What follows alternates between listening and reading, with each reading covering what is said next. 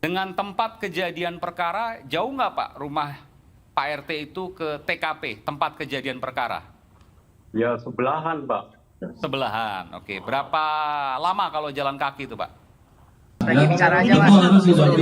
Kenapa, Mas? Saya tidak pernah melakukan itu, Pak. Saya tidak pernah melakukan itu. Saya dipaksa, Pak. Saya tidak pernah melakukan itu, Pak. Halo semuanya guys, kembali lagi sama gue Aldo dan kembali lagi di Bikini alias berita terkini yang sudah absen sekitar 2 minggu ya, mencari-cari sesuatu yang seru. Dan di video kali ini gue mau ngebahas satu kasus yang lagi rame banget dan bisa dibilang memenuhi timeline kehidupan kita ya, yaitu adalah soal kasusnya Vina Cirebon yang baru-baru ini keangkat lagi dan mulai didalami lagi proses hukumnya. Tapi di keadaan yang lagi rame banget kayak gini, kemungkinan besar lu pada juga harusnya udah familiar sama kasusnya Vina Cirebon ini. Makanya di sini gue bukan mau nyeritain kasusnya secara detail dari awal sampai akhirnya rame lagi dan malah jadi film yang pendekatannya horor gitu ya. Jadi yang mau gue bahas sekarang itu sebenarnya lebih ke masalah tersangkanya yang berkurang secara tiba-tiba. Dan DPO yang tadinya 3 orang dengan siluet koboi itu akhirnya berubah jadi 1 orang doang. Dan 1 orang ini udah ketangkep kemarin. Tapi di penangkapan ini juga yang menarik buat gue bahas itu bukan cuma sekedar adanya pengurangan jumlah tersangka. Tapi di sini juga ada kehebohan lain, yaitu si DPO satu-satunya yang udah ketangkep ini mengaku tidak bersalah. Mengaku menjadi kambing hitam. Udah gitu kemarin juga ada satu napi dari kasus ini yang speak up. Katanya dia itu sebenarnya korban salah tangkap dari penangkapan 8 tahun yang lalu. Pokoknya banyak isu-isunya di kasus pembunuhan ini yang aneh banget, yang ya gitu, intrik terlalu banyak menurut gue. Oke, tapi sebelum masuk ke isu-isu yang lagi panas di proses hukum kasus ini, gue coba jelasin dulu secara singkat kasusnya lah, setidaknya background buat lu pada yang mungkin baru gitu ya untuk mendengar kasus ini ya. Dan bisa dibilang Vina ini tuh memang udah kasus yang udah lama banget gitu. Dia udah 8 tahun yang lalu gitu. Jadi intinya di tanggal 27 Agustus 2016 itu sempat ada kasus pembunuhan yang dilakuin sama 11 pelaku ke 2 orang korban, yang dimana korbannya itu punya nama Vina dan Eki yang waktu itu usianya masih 16 tahun. Sejak kejadian di bulan Agustus itu, polisi itu berhasil nangkep 8 pelaku di tanggal 31 September 2016. Jadi sekitar 1 bulan setelah kejadian itu ada 8 orang yang ketangkep, sedangkan 3 sisanya itu masih nggak tahu ada di mana dan masuk DPO alias daftar pencarian orang.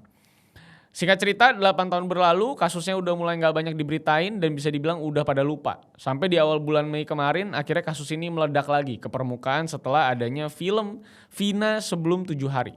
Dan secara bersamaan, Polda Jabar juga ngasih poster wanted alias poster DPO buat 3 orang pelaku pembunuhan yang belum ketangkap ini. Yang kalau lu lihat nih pasti familiar lah sama posternya kalau main game kayak Red Dead Redemption gitu ya. Soalnya memang 3-tiganya itu pakai foto cowboy Jack, gokil kan? Jadi yang ada di foto DPO itu ada 3 nama dari Peggy alias Perong, ada Dani dan juga Andi. Nah dari ketiganya ini ada ciri-ciri fisik, usia dan juga tempat tinggal terakhir mereka sebelum masuk DPO. Makanya netizen mulai rame tuh di awal bulan Mei ini. Karena ya pada komentar-komentar juga gimana caranya orang bisa nyari tahu DPO ini kalau nggak ada fotonya, nggak ada siluetnya. Dan bahkan ciri-cirinya juga cuman warna kulit, rambutnya kayak gimana, tingginya berapa, dan pokoknya bener-bener general lah. Yang intinya lu bisa tangkap siapa aja gitu. Yang kalau lu jalan-jalan ke tempat umum aja mungkin bisa ketemu 10 orang lebih yang mungkin punya ciri-ciri yang sama dalam 1 jam misalnya. Dan di tengah-tengah kegaduhan soal kejadian ini pun ada isu baru lagi yang muncul waktu mantan narapidana yang merupakan pelaku dari kasus ini itu bersuara ke publik.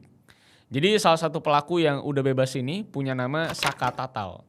Dan portal-portal berita itu lagi rame sama keterangan dia dan pengacaranya yang bilang kalau sebenarnya dia itu korban salah tangkap. Dan dia juga ngaku kalau dia itu nggak kenal sama sekali sama kedua korban. Jadi dia itu sempat bilang ke wartawan kalau dia itu sebenarnya lagi ada di rumah sama kakak dan pamannya di malam kejadian. Dan dia juga berkali-kali menegaskan kalau selama ini dia tuh nggak kenal sama 2 korban. Tapi di hari penangkapan, dia yang kondisinya baru balik dari ngisi bensin motor pamannya itu tiba-tiba ditangkap di rumah. Karena waktu itu katanya rumahnya udah rame banget didatengin sama petugas kepolisian. Begitu kira-kira kalau gue rangkum keterangan si Saka Tatal yang diberitakan oleh Liputan 6. Nah tapi masalahnya si Saka Tatal ini juga sempat ngasih keterangan yang berbeda terkait dengan penangkapannya dia ini pada masa itu. Karena selain dari yang dia itu disuruh ngisi bensin sama pamannya, dia juga sempat bilang kalau di hari kejadian dia itu lagi ada di jalan lagi nganterin temennya ke bengkel karena motornya rusak. Tapi karena ada razia di dekat flyover, akhirnya dia putar balik buat menghindari polisi. Karena kebetulan dia waktu itu masih 15 tahun dan dia juga nggak pakai helm, makanya kabur dari razia ceritanya. Tapi jelas yang nggak kurang logis itu adalah di masalah perbedaan keterangan dia dari yang satu itu katanya habis dari SPBU, terus yang kedua itu katanya dia habis dari bengkel. Inkonsistensi. Dan keterangan dia soal ini juga makin gaduh lagi setelah si Saka dan pengacaranya ini ada di acara catatan demokrasinya TV One. Gue mah cuma merangkum-rangkum doang nih guys ya. Karena pengacara barunya keluarga Vina sama pengacaranya Saka itu berdebat keras tuh di TV ya. Soal perkara kenapa si Saka ini baru muncul setelah 8 tahun untuk ya bisa dibilang memperjuangkan nama baiknya gitu. Dan pokoknya di sana itu pengacaranya Vina nanya juga soal kenapa baru sekarang si Saka ini muncul ke publik buat bersuara. Ya kan, memperjuangkan nama baiknya. Sedangkan pengacaranya Saka itu juga panas dia, kekeh dia, nggak mau ngejawab pertanyaan yang dianggap interogasi dari pihak yang baru terlibat gitu, pengacara baru gitu. Karena kan ini pengacara barunya keluarga almarhumah Vina gitu. Jadi udah jelas dia memang tidak ada di persidangan 8 tahun yang lalu. Apakah saya tidak suka diinterogasi seperti itu. Mbak kan nggak tahu suasana persidangan seperti apa. Mbak cuma bisa berteori hari ini. Saya yang paling tahu apa yang ada di dalam sidang. Saya bertanya Bu, Enggak. justru saya bertanya saya kenapa tidak kok mau. baru 8 tahun Ibu baru muncul ke permukaan karena film ini tayang. Tapi dari keterangan pengacaranya Saka, katanya dia juga sebenarnya udah ngumpulin bukti-bukti salah tangkap ini. Walaupun menurut beliau keterangan dia itu soal Saka itu tidak bersalah, akhirnya nggak digubris sama wartawan karena satu dan lain hal yang dia pun nggak tahu. Dan dari keterangannya beliau juga bilang kalau wartawan Cirebon itu semuanya udah tahu soal bukti-bukti ini dan mengaku bersalah, nggak ngeblow up soal dugaan salah tangkap ke Saka ini. Walaupun ya sekali lagi tetap aja yang aneh itu memang ada di bagian dua perbedaan keterangan yang dia sampaikan ke publik. Makanya pihak kepolisian Diskrimum Polda Jabar Kombes Pol Surawan itu juga buka suara. Kalau semua ini katanya udah selesai di pengadilan dan keterangan para pelaku juga sudah diuji di pengadilan sampai tingkat kasasi. Jadi tidak perlu dipersoalkan lagi karena sudah selesai. Nah, kalau itu dia dari sisi pelaku yang mengaku tidak bersalah dan merasa jadi korban salah tangkap, sekarang kita masuk ke bagian utamanya, yaitu bagian 3 DPO yang tadi sempat gue singgung di awal. Jadi buat kalian yang mungkin sama sekali nggak tahu, 3 DPO yang masih dicari kemarin itu kan udah di-announce sama kepolisian dengan ciri-ciri yang bisa kalian lihat sendiri kan fotonya nih ya. Nah, dan dari situ akhirnya di tanggal 26 Mei 2024 kemarin, Polda Jabar akhirnya bikin konferensi pers kalau DPO itu sudah tertangkap di daerah Kopo, Bandung. Dan dia juga udah langsung disangkakan juga. Nah tapi yang bikin rame dari penangkapan ini tuh di soal jumlah DPO yang tiba-tiba berkurang dari 3 orang jadi 1 orang. Yang adalah si tersangka ini yang punya nama Peggy alias Perong nih yang ditangkap. Nah kenapa bisa jadi sisa 1 orang doang? Jadi jawabannya itu ada dari keterangan pihak Polda Jabar yang bilang kalau ternyata 2 orang DPO yang lain itu adalah fiktif.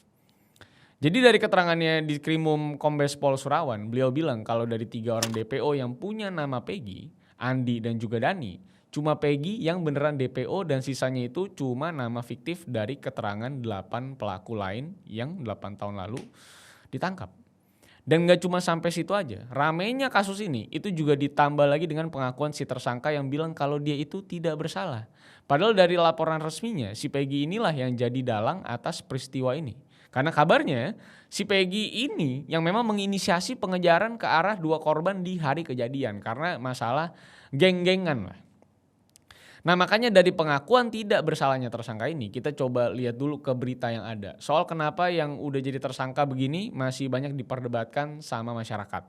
Jadi kalau kita mengacu ke keterangannya kuasa hukumnya si tersangka, dia bilang kalau rumahnya si Peggy ini digeledah Polres Cirebon pada akhir Agustus 2016 atas dugaan keterlibatan di kasus Vina ini. Ibunya Peggy yang ada di rumah saat itu dikasih tahu kalau si Peggy ini punya utang dan waktu ada anggota lain yang ngomong katanya dia ini juga ngebunuh orang.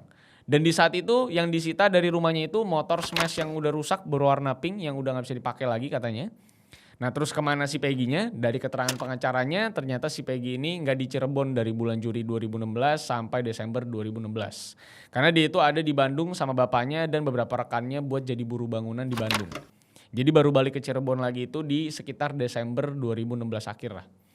Oh ya, dan sedikit informasi, pengacara si Peggy ini juga ternyata kenal sama ibunya. Jadi ibunya itu kan asisten rumah tangga ya. Nah dia itu jadi asisten rumah tangga di rumahnya si pengacara ini.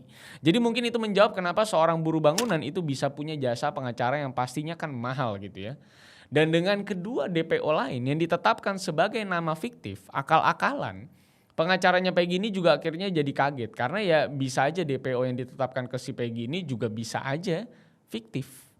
Apalagi di akhir tahun 2016 waktu si Peggy udah pulang ke Cirebon itu juga gak pernah ada kunjungan dari polisi atau penangkapan apapun sampai penangkapan yang terjadi kemarin.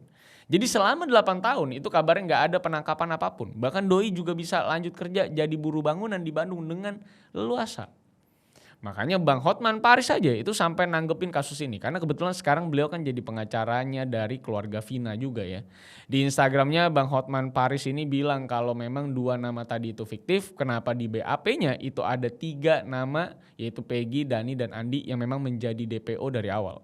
Jadi kita tunggu aja apakah akan dinyatakan bahwa 2 nama DPO itu adalah fiksi atau fiktif.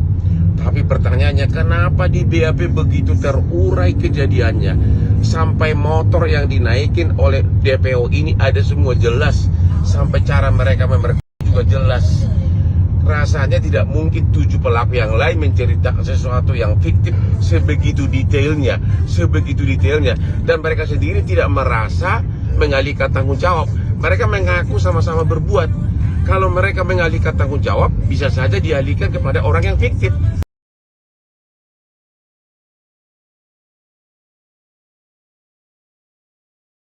Terus beliau juga bingung kenapa keterangan dari interogasi 8 pelaku lain itu bisa sedetail itu.